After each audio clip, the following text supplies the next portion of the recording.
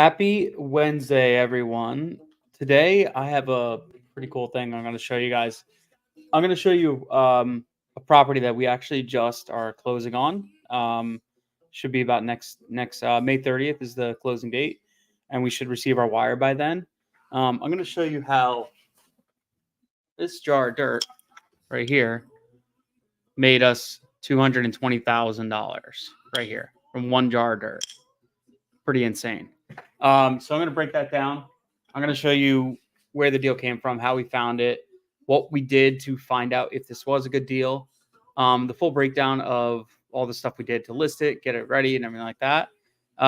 Pretty excited about this deal. This is a really good one. This came off, kind of went off without a hitch, and we're pretty excited. It did take a little bit of, going through some different things, getting surveys done, all that stuff to make sure it was definitely a good deal.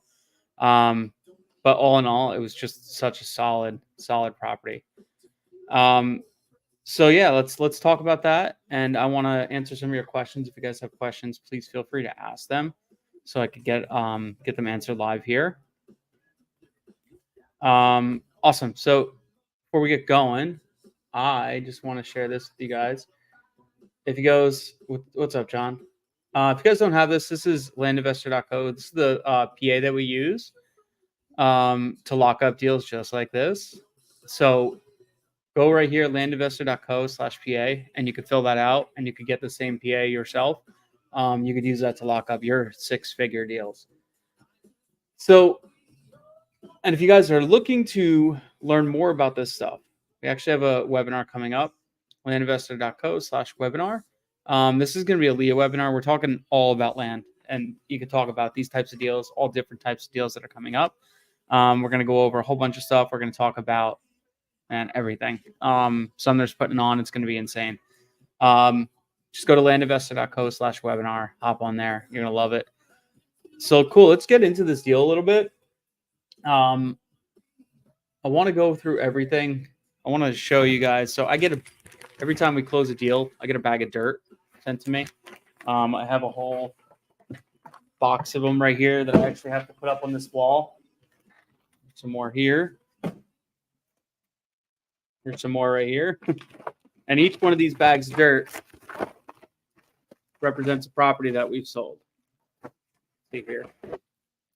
All these. So got a whole slew of them in this bag. And then all these jars, I got to fill this up. So what we do is we ask for a bag of dirt, and this is just like a little memento we have of every property that we do. You can see this is just dirt.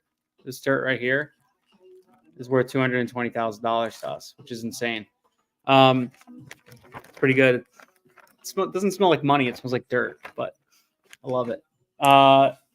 So that jar of dirt right there is basically, that's somebody's salary. 2 year, like 2 years of somebody's salary. The average income for the U.S. is around $65,000 for New Jersey, at least, and for median income. So I basically, like, on that one deal, it's like almost 4 full salaries for one median income for a New Jersey resident, which is insane. So I'll show you guys real quick what this deal looked like. Some of the pictures. Dennis the Dirt Collector. You know it.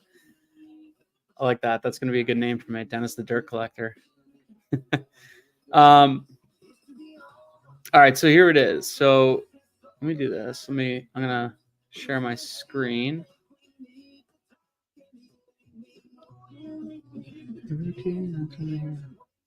All right. So this is, I'll pull this up. This is the property right here. That's not it.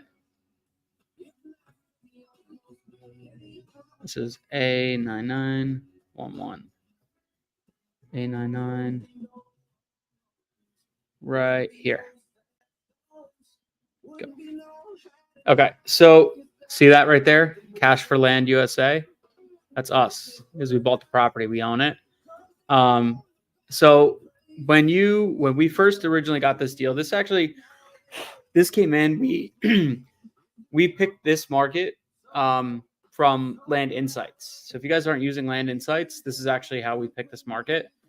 So Land Insights right here. If you go to landinsights.co, I'll drop the link. You can set up a apply now right here. I just drop this. I have a banner. Now we don't always. There's trying to find the banner right here. Schedule your demo call. So with Land Insights, we have very limited spots. There's not always openings, so you got to get on there quick. Right now, with everything scheduled, I think about 2 weeks out. If you wanted to schedule a demo call, so you got to hop on there, schedule your demo call, and talk more about it. But what we did is we picked this market. We basically looked for markets in North Carolina because it's a lot of what we do work in, and we look for markets for deals that have like bigger acreages that are moving because we're looking to make that 6-figure plus per deal. You know, we really want to make 30K or more per deal. But now we're actually fine tuning our process. We're going to actually be wholesaling a lot of our deals out that are less than 100K value. Anything over 100K, then we're going to evaluate and see if we want to keep it or not. Anything less than 100K, we're going to just probably wholesale them out. So what we're doing is we're looking for 6-figure deals. I'd like to do less deals, but larger margins. So this deal, for instance, was a deal that we got that we originally mailed it. I'm going to send my first mailer using Land Insights. Excited to compare my data to other mails. Oh, dude, you're going to love it. It's insane. Yeah, it's totally different. I mean, the data we're getting with Land Insights, you're basically fine-tuning. Instead of sitting there and like picking markets by yourself, it takes a lot of time. You could totally do this by yourself and whatever, but it's like all the time you spent, it's done for you. That's the whole point of it. But anyways, so what we're looking at, we look for these 6-figure deals. We want to find something that we could buy it for 150 and sell it for 250 or something like that. We just closed on a deal the other day. We bought it for 135. List price is going to be actually 240, but we're actually listing it for 199 just because we want to move it really fast and make a quick turn. That deal is in, I'll pull that one up in a few minutes. It's in Harnett County. We listed it at 199 for a couple of reasons on that deal, just because we want to get those 200K and less buyers to look at our property, and maybe they'll bid up to 210, 220, something like that. Yeah, John, so I'll talk about this. So at first glance, when you're looking at this property, this looks landlocked, right? So this is probably a property that would have gotten scrubbed out at first glance. So you're looking at this. Let me turn off. Let's see. Let's see.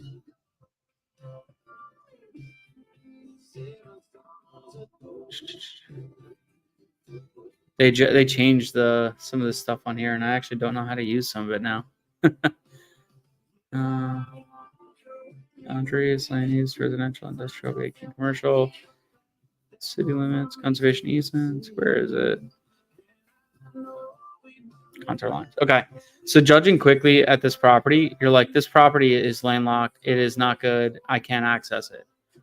Okay. So this is definitely one that would have gotten scrubbed out. 110% would have gotten scrubbed out. Only reason why we didn't scrub it out is when we mailed this county, we did not scrub at that point. So what we've noticed, what we did when this lead came in, I was like, this thing looks landlocked. And we did some deeper due diligence. We looked at it. I mean, I'm looking at this property. It's a pretty nice, big 71-acre parcel. It's got some hills, some valleys, and all that stuff. It's almost like a little mountain right here. But we looked at it. We're like, yeah, this is probably not going to be a good property. So what we had to do is we had to kind of look into it. We decided to move forward with it.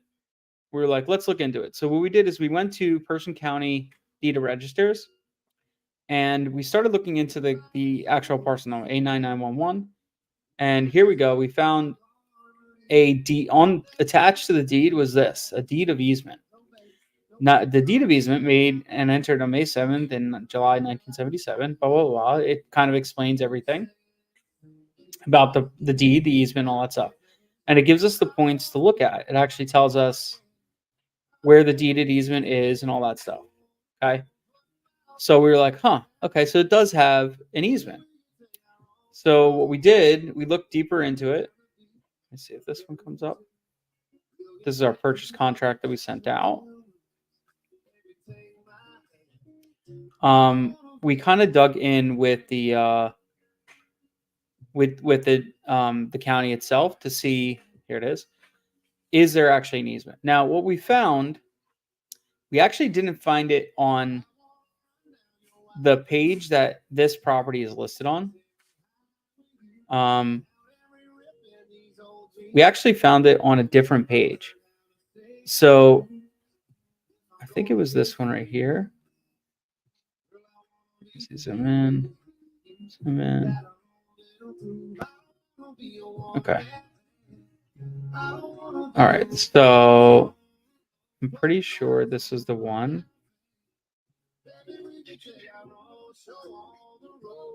Okay. So here it is.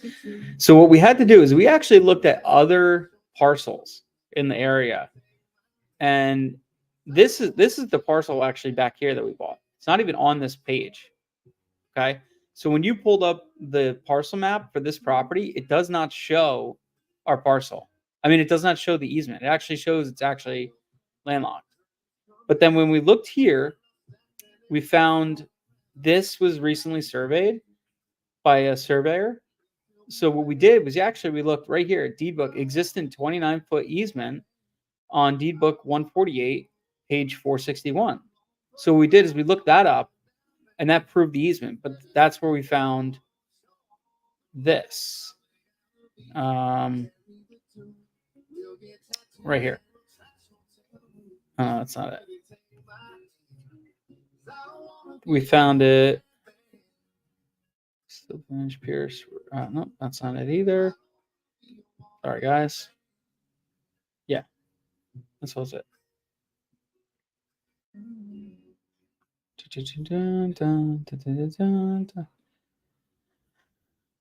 Let's see if that's open. So that's where we found this.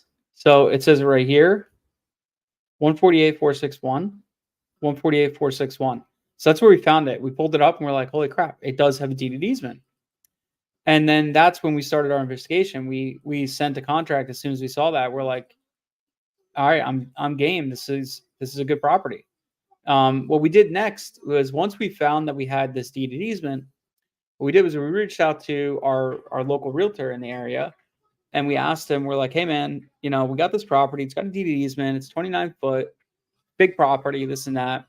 What do you think about this property? And this is the importance of building relationships with good local agents, very local agents, instead of working with somebody who does the whole state or all that stuff. Having that more centralized local knowledge, really, this is honestly the only reason why we got this deal done was because of that. So he was able to look into it, and he looked at us and he's like, yeah, this deal right here, I'll tell you, I just sold one not even 2 weeks ago that was almost exactly the same, and it was also off an easement, because usually easement type properties are worth a lot less. So I was like, whatever. So he looked at it and he's like, yeah, this property is going to be really good. So he's like, let me go check it out. So he went down, he took some pictures for us. Right here. All right, so here's some pictures that we got. So he went down, he walked the property, got into the gate, took some pictures. Just a big old wooded area. It's got some topo, a lot of tall old pines. Timber value on this property alone. So let's see, because we did a so it's about 71 acres, and it's about 2,400 an acre here. So timber value alone on this property, if we were to just timber it out and sell all the timber, is worth 170K. Just timber value. That's just for pines. Hardwoods are actually going for about 4K an acre. So it could probably have gotten more, but if we were just basing it off of pines. So this is all the drone shots and different pictures he's took for us. It's just a pretty, and this is during the winter too when he took them, so it's not budded out or anything like that either. You can see it's just a nice big parcel. We got some couple low valleys with some water in there, perfect for hunting. This is like the owners used it for like the past like 50 years for hunting. That's his dog. um,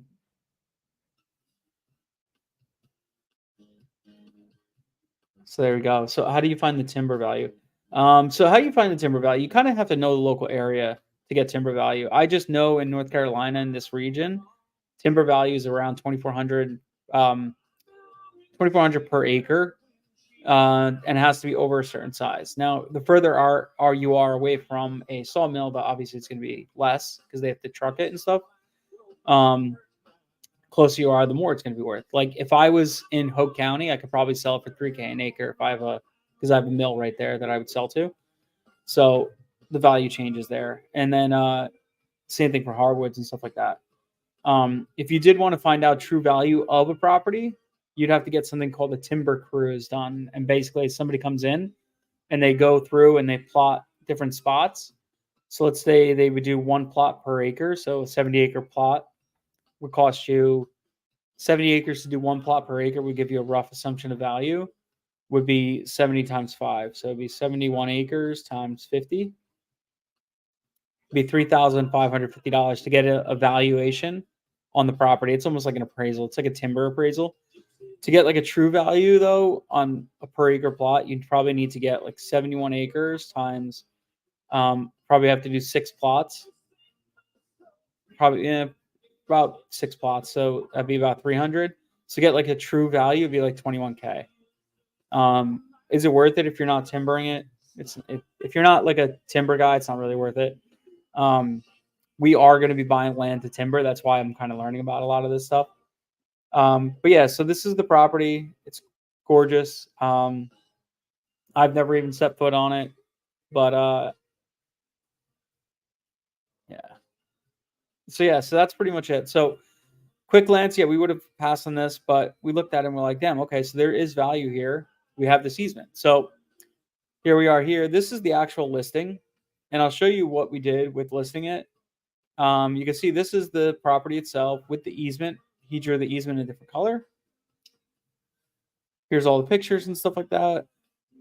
You got the drone, the big 3D shots and everything like that with coverts, the water, showing it off.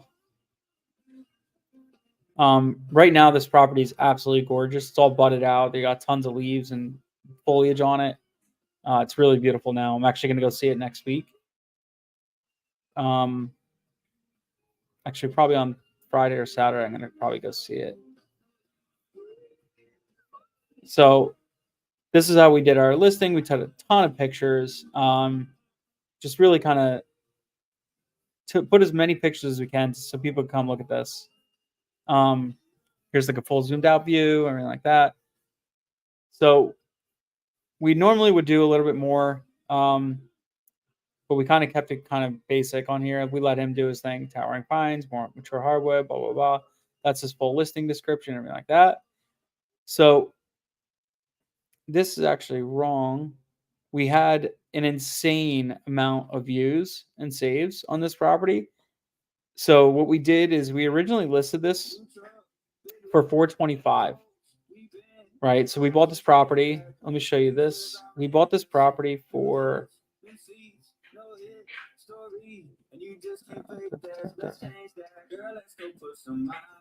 right here. So this is the property. This is the actual HUD from when we purchased the property. So we bought this property for $145,000 right here. And what we did is we bought it, but we actually raised $160,000 right here. So we actually got paid to buy this property. We got paid $13,298 to buy this property. So when we closed on it, we actually got a check for $13,298. And total cost to buy this property was he got $144,491. So that's what he got, the seller. And then we took pictures, got it listed right away. So we listed this thing right away. We listed this back in, I'll probably tell you.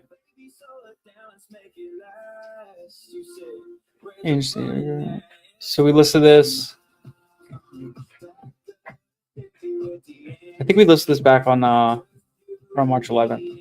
Let me show you too. This is so we had to get a survey done, and that's how we found out more about this property.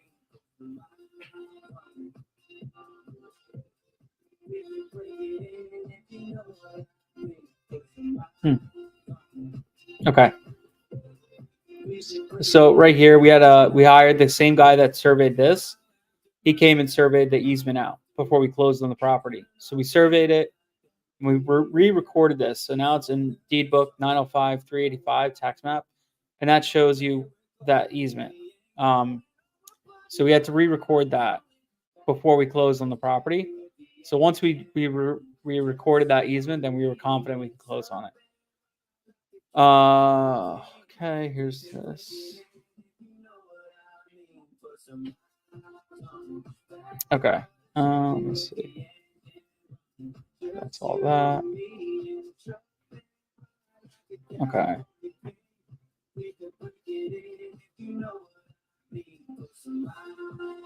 I have here. That's a survey. Oh, what am I doing, dummy?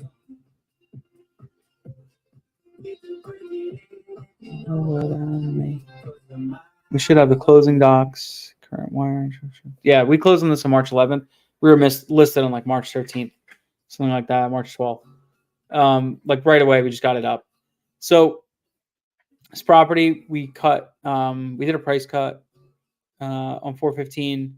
So we listed this originally for 425, and we had a ton of interest, ton of views, and all this stuff, and it was going nuts.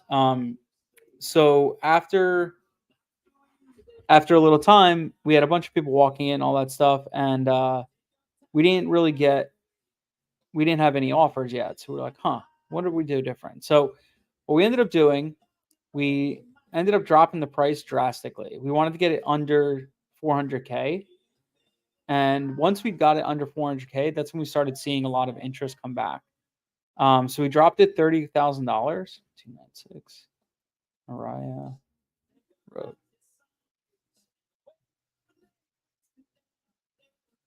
Okay. So we dropped it $30,000, and that's when we actually got to see a lot of the activity. A lot more people coming on and offering. So here's the property. Yet again, it doesn't look like it has an easement, which is great. I'm going to show you real quick the comps that we saw and the reason why we went for this, and then I'll talk about the acquisition side of things and all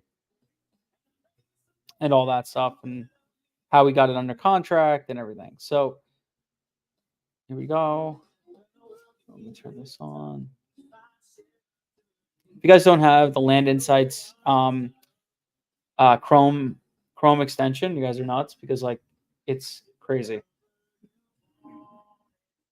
It's so easy. I'll show you guys what it does. Let's see here. So let's say we put 20 acres in. All right. So it's automatically going to change it to land only. So I was looking at all these different parcels and I'm like, what is going on in this county? This area, like this whole area, there's so many big deals closing. So I'll go just 40 plus acres and I'll show you. Okay. So we had this deal right here. With this deal now. Zoom out a little further. I'm not sure what's going on here. And okay. For some reason it's showing me some other properties that we don't want to see. So we saw some of these properties, like over here, this one sold for $750. And we're like, that's crazy. Let me refresh this real quick. Okay. So that sold for $750. And then we had another big one. We are right around this area right here, Mariah. There was another one that sold for $350. Let's see. So you got another 722 right here. This is far out though. This is over to the right. We had a 600K to the left. We were about like 20 minutes outside of Durham, which is one of the reasons why we thought this is going to go for a lot of money. We had another 700, another 722, 280. We had so many bigger properties selling for a ton of money, 750, and we saw that we're like, man, something's going on here. So once we got it under contract, we were like, let's try to push some comps when we go to list it, and we listed it at 425. Um, I think if we would have sat on it a little longer, I think we would have been able to actually sell it for probably 425 or more. We had this one. John just asked, how long did it take to get your escrow with the end buyer? So I think we listed March 11th and we went under contract April 29th. So what's that? That's like 45 days, something like that, around that. I'm trying to find the one parcel. There was a parcel that we had that was an exact, like, perfect comp for us. I don't think this is it. No, this isn't it. It was a 71 acre parcel that sold, and it had let's see.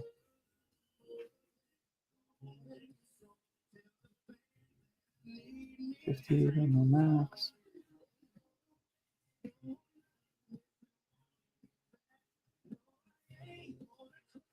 Huh. Can't find it. Wonder why. Oh, that last 30 days, so 12 months. All right, let's see if it's over here.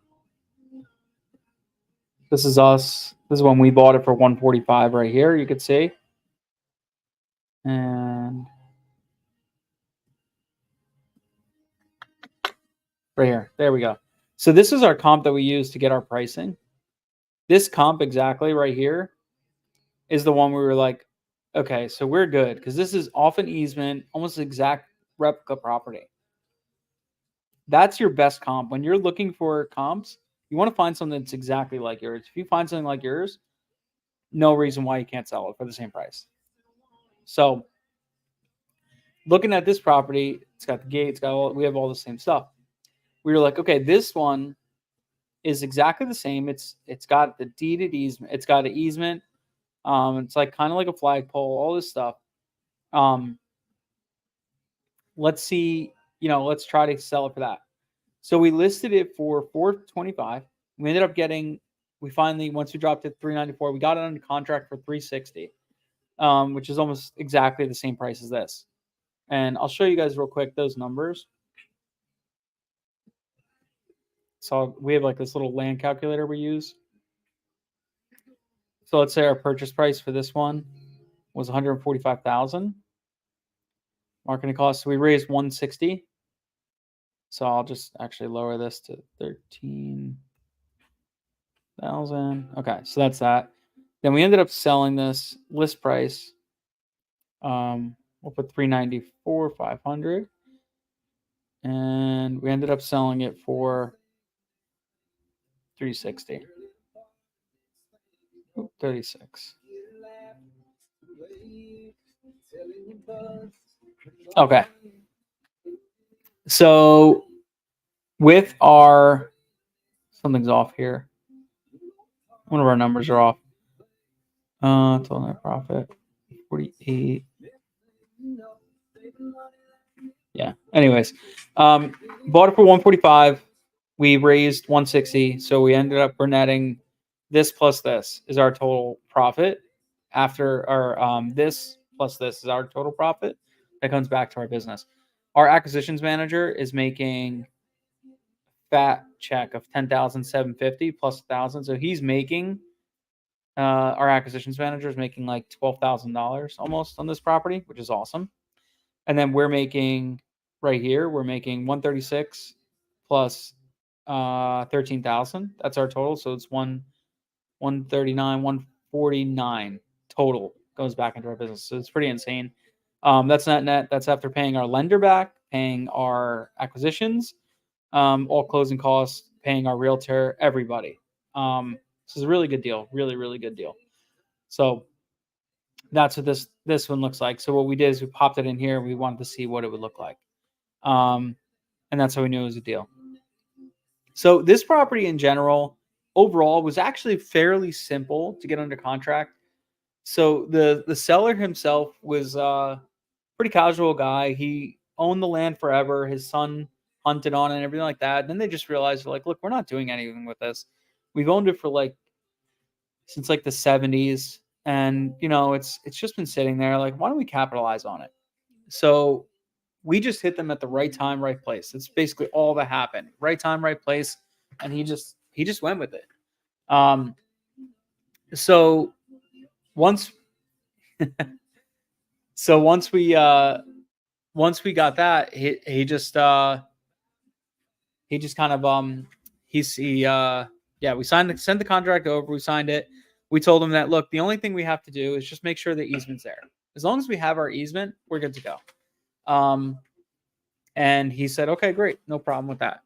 So we called right away. We tried to get a surveyor in there. Surveyors were booked out. Like, we could not get a surveyor in there. I called probably 60 or 70 surveyors, and every single one of them was just booked out, and they don't even want to deal with like boundary line easements or anything like that for this type of property. In North Carolina, it was insane. So I found the guy that did the one that was right next door, and he's like, yeah, I could do it. He's like, no problem, but give me like 2-3 weeks and I'll get it done for you. I was like, that's fine. I'll give you a couple extra bucks if you get it done in the next 2. And he's like, you got it. So I said, I just need you to do the easement. I don't need a whole boundary line. Just do the easement for me, and that's it. So I think he cost about $2,200, something like that, to get it done. And that was that.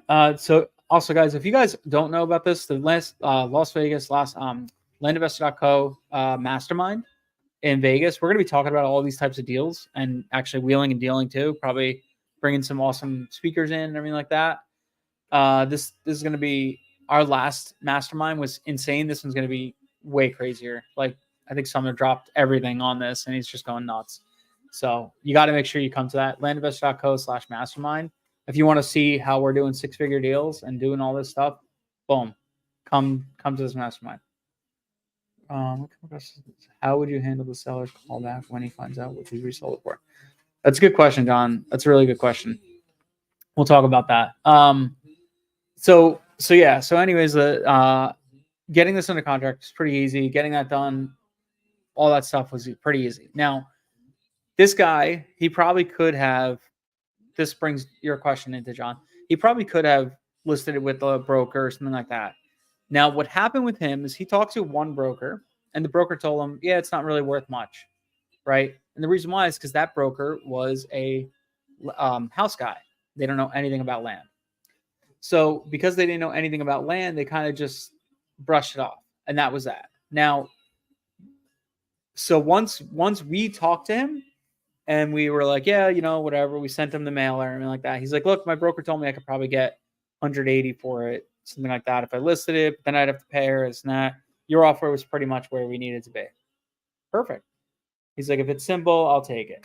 Cool. So that's kind of how that came to be.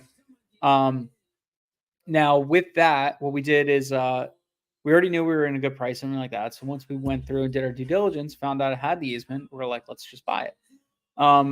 So if this guy calls me back and he says anything, it's really, at the end of the day, we own the property. So it doesn't matter what we do with it once we buy it, right? If he says anything, he could call back and say what we resold it for. He'd be like, look, we went in there, we got our survey done, we got timber value done, and we got all this stuff ready to go, and then we marketed it the right way so that somebody who is buying this for timber can see that true value. Unfortunately, they didn't do their job. They could have done that themselves, but they did not. So that's really like my rebuttal to that. I doubt he'll call back. There are a lot of these people that aren't that tech savvy in a sense where they're not going to actually go on Zillow and like see if you sold it, whatever. They're not going to do that stuff. So I'm not too worried about it realistically. So that's pretty much it. With that. So I wouldn't really worry too much about it. Now, if you're doing like a double close, yeah, that does come up. We actually had a couple properties that we listed as a double close, and they ended up seeing the listing. They're like, how can you offer us, 50K, and then you have it listed for like 90K? And we were like, well, look, sometimes we market it, just try to move it faster, this and that. Maybe sometimes our at the end of the day, like our goal is to get this thing moved fast. And sometimes if we can't do it, we try to bring in another buyer. That's why we list it, try to see if we can move faster. That's usually what we say for that stuff. So yeah, we weren't too worried about it because we already owned it. So that was pretty much that. Now, once so we went through our acquisitions, we got our easement done, easement recorded and everything like that, closed on the property. Now, everybody's like, well, how'd you get $145,000, $160,000 to lend this? Well, it was a pretty simple conversation with, anybody who has a little bit of money. You telling them, hey, look, let me show you this again. Go back up here. Hey, this is actually the lender that came on here was actually one of my really good friends. I've known him forever. He's a longshoreman and he makes a bunch of money, just doesn't have time. So I said to him, I said, hey, Rob, you want to make 16 grand in like 40 days. Or I told him in 120 days, you want to make 16 grand. He's like, hell yeah. I'm like, cool. Here's the deal. I showed him, I said, this is basically it. I kind of like basically broke it down for him. I recorded a loom, sent it to him about the property. And I showed him this calculator essentially. And I showed him all the numbers, what we're going to list it for, all that stuff. And I was like, this is how much you'll make right here. 10% of the total money you lent is how much you'll make. And he's like, so I'll make $16,000. I'm like, yeah. And if it goes past 120 days, it'll go here. Or past 240 days, it goes here. He's like, sounds like a plan. That's it. And he saw that we had a property that the spread between the value and the purchase price was more than double. He was like, yeah, dude, all day I'll lend on that stuff. So getting this capital was actually one of the simplest things. If you go to somebody and, you come with an actual plan in mind and have like comp supporting your pricing and all that stuff, easiest thing ever. And if not, if you're inside Leah, there's also funders in there. If you bring this to a funder, they'll fund it all day. Now they'll take a little bit more of a chunk, but hey, you'll get the deal funded. You'll make a huge chunk of money. So it's totally worth even just using funders on this deal.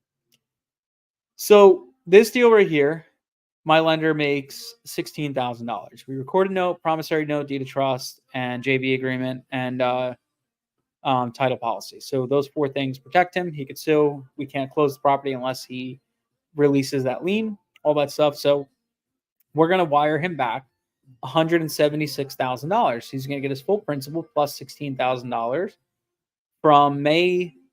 It's May 22nd today. We're closing on this May 30th. So that was 30 days, another 31 days. So that's 61 days. So I think the total, it was about little shy of 90 days that his money's been out. He'll get that back. Now, he's already in another deal that we put him in. And then he's done like 4 other deals with us. So it's pretty much a no-brainer for him to do these. So he's actually, this lender alone this year is going to make $90,000 just off me so far this year. Just one lender. Last question. Last question. I know we already talked about your private lending structure, which is awesome, but do lenders care how much you're making versus what they're? No. So, all right. So this comes up a lot too. Lenders, do they get pissed on how much you're making versus what they are? Look, at the end of the day, a lender comes in, they're making $16,000 and didn't do a single thing. They didn't do any of the acquisitions, anything at all. Nothing. They did nothing. And they just said, here's the money, bring it back to me with friends. And that's that. They're happy. I'm happy. That's pretty much how it is. Yeah. So they're happy with it because they know in the stock market, they're making what? They're making maybe 8% on average. I'm giving them 10 points in their money. So, and I'm going to recirculate this money probably 3 to 4 times in 1 year. So essentially he's going to make an effective 40% return on his capital if I return it 4 times in a year. So he'll make $16,000 times 4. That's $64,000 off the same 160K. Where else are you going to make that money? So it's a no-brainer for him to do these deals. And as far as us making this money, I get it. He would care, but at the same time, like, I'm actually not making this. This money is not going in my pocket, just so everybody's clear too. I'm not putting this back in my pocket. This money goes into our business. So I'm actually making the same amount as he is, essentially. Um, I'm only making, so me and Rob each individually only make 10% of this. The rest of it stays in our business. So I could break that down for you more too. But what we basically do is we break down our money in a different pots. So 50% goes into operating account, 20% goes towards taxes, and then 10% goes to profit, 10% goes to me, and 10% goes to Rob. So I'm only making, if we make 148,000, I'm making 15,800 off this deal. That goes into my personal account or my, business account. Profit first. Yep, you understand it. So that's how we make money. So I'm not just taking 160K and putting it in my bank account. No, this goes into our business. We have operating accounts, operating expenses, and all that stuff to keep the business running. So that's how we break it all down. So essentially, my lender is actually making more than me. So I lied. I have one more question. What's your lender's? So it's funny, everybody asks this question all the time. Like, so this guy, I went to kindergarten with him, and we've been friends since kindergarten, and we've just stayed friends our whole lives. And he's a longshoreman, and he works crazy amounts of hours. He makes about 400K a year, and probably about 400K a year. But he's got like crazy amounts of hours. He just doesn't have time. But he's like, I just want to leave my job. I'm like, well, look, let's keep lending on deals. We'll build up your nest egg, and then we'll get you out. He's like, all right, fine. So let's do it. So that's kind of how that happened. Now, since he's been lending on my deals. He's been doing house deals with me for years and all that stuff. So me and him have a really good relationship. So talking to people and telling people what you're doing is the best thing you could ever do, because you don't know who's got money sitting on the sidelines. Like, if you talk to this kid, he's so unsuspecting. You would never know that he's got almost $1 million cash sitting in his bank account. You would never know it. Now, the other cool thing is that his friends that are also longshoremen all have the same amount of money just sitting in their bank account doing nothing. So guess what? I have all these people that are coming in that want to lend on deals for me. I just need more big deals like this so I can put them in. That's really the hardest hurdle right now, is getting more of these bigger deals. So talking to people, telling them what you're doing and why you're doing and how much money they can make, and you make, all this stuff, best thing you could do. What you don't do is say, hey man, do you want to lend money? Do you want to lend money on a deal, this and that, and whatever? Like, people are going to say no. But what I do instead is I talk to them and say, hey, look, I just had a lender come in. This is the deal we just did. He just made $16,000 in 90 days, blah, blah, blah. And I explained it to them, and they're like, wait, why didn't you come to me? I have the money. I'll do that too. Boom. There you go. Now you have another lender. That's kind of how we pitch it to different lenders and stuff like that. 10%. So 10% lender is great versus 50%. Now, if you're just getting started, you don't have any private lenders. I've been in real estate 15 years. I have private lenders all over that I use. So it's a little bit different for me. So I have a slight competitive edge. But your standard land partnership is, they're going to go start at like 20% and then work their way up to 50%. It's still money you're making. You'd still make 90 grand on this deal. $90,000 still goes into your pocket. So it's like, why would you not work with those guys to get these big deals done? Now you just do that 3-4 more times, and now you have a nest egg, 300K, and now you could just fund your own deals. So it's totally possible. I told him I got those relationships. Yeah, that's the thing, John. That if you have those relationships, your goal. You're going to be able to excel. You just need bigger deals. I actually have a problem right now because I need bigger deals like this, and I just don't have enough of them. Right, enough of them with big spreads like this, because I have so many lenders that are like, hey, we want to lend, and they just don't have the capital to. I mean, I just don't have enough deal flow to put all the lenders I have into these big deals. If I could do 10 of if I got 10 or 15 of these a month, I still would probably need more deals to keep my lenders happy. It's a good problem to have. So this deal, if you guys haven't seen it yet, where is it? Let me just show you this too. This is the free Chrome extension for Land Insights. If you guys want to pick that up, it's totally free. absolutely free. And then if you guys are looking to become a Leah member and talk more, like come into these meetings, actually I have my sales meeting tomorrow night, where we break down all these types of things. We will call some sellers live tomorrow. I think last week, or last sales call I did, I locked up a deal live on the sales call. It was actually pretty cool. I had a lead come in off my website, hop the phone, talk to the seller. Within 8 minutes, I sent him a contract, and we're buying it. It's a small deal. It's like a buy for 2,500, tiny little deal, but like buy for 2,500, and I'm going to sell it for 22,000 probably on seller finance. So it's a cool little deal, whatever. But it's just the fact that we could do these things live. We'll call some of your sellers and all that stuff.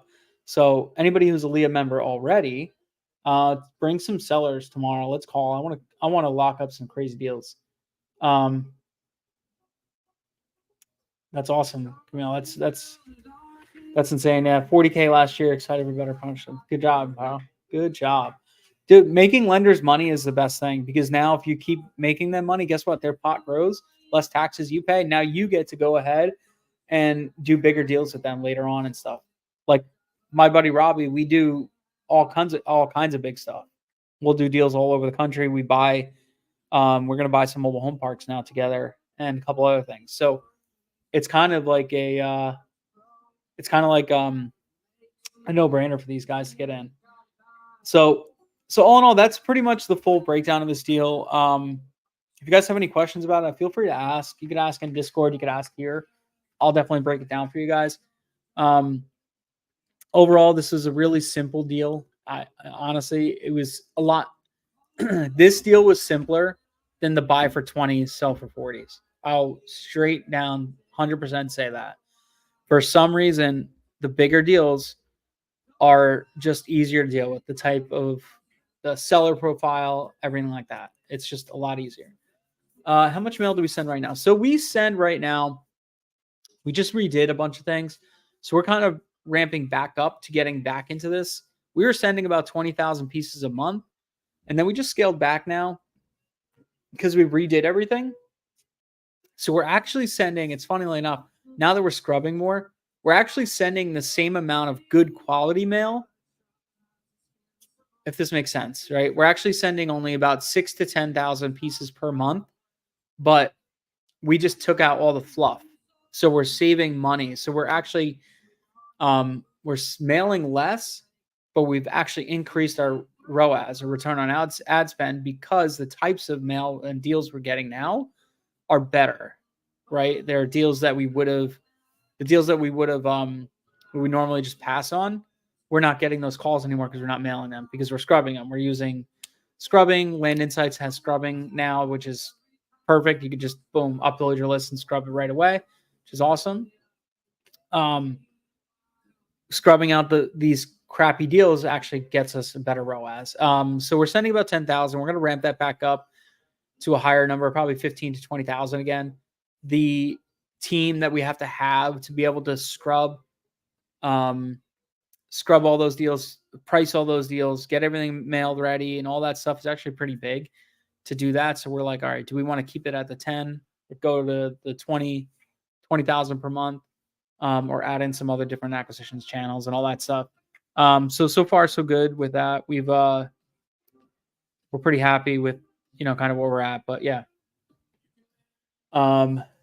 Awesome, guys. I'm gonna call this right now. Anybody have any other last minute questions? I don't mind answering, but yeah, let's hop into Discord if you guys aren't there. Let me see if I can have the banner. Let's see. Actually, right down below. If you go down below, you could hop in the Discord. The link's down there. Please make sure you're coming out to this mastermind. It's gonna be so fun. And I'll put this up again. This right here, the webinar, May 29th at 3 p.m., landinvestor.co/webinar. You got to come to it. Just come hang out, talk to Summer, all that stuff. It's going to be a really good webinar. I'm really stoked about it. I'll be there. So come check it out. And yeah, we'll take it from there. All right, guys. Appreciate you. Thank you for hanging out. Thank you for listening to this deal breakdown. You guys should start collecting some of your own dirt right here. I'm going to have an entire wall filled with dirt. I have 10 more, at least, bags that have to go up on this wall. So yeah, we'll see. All right, guys. You have a good one. Later.